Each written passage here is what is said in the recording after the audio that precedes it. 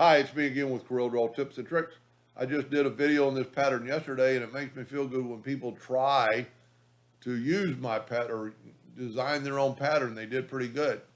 But when he's using the fisheye effect, and we'll just do it, I'm going to draw an ellipse and put it in the center there, and then go up to effects and lens effect and fisheye.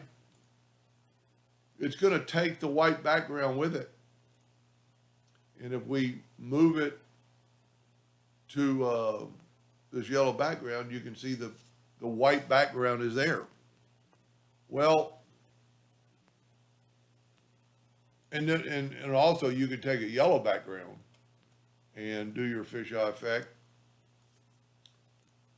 And the yellow showing that it's transparent, but in this case, it's actually going to pick up the yellow background. Go to frozen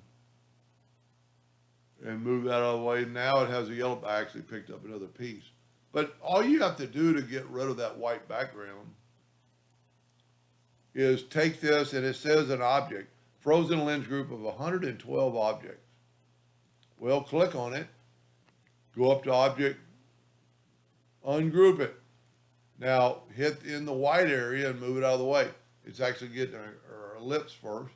Hit the white area and move it out of the way. There's that white background.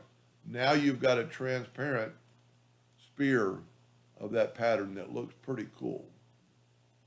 I'm glad he did that, kind of give me some suggestions. Hope that helped. Thank you for watching.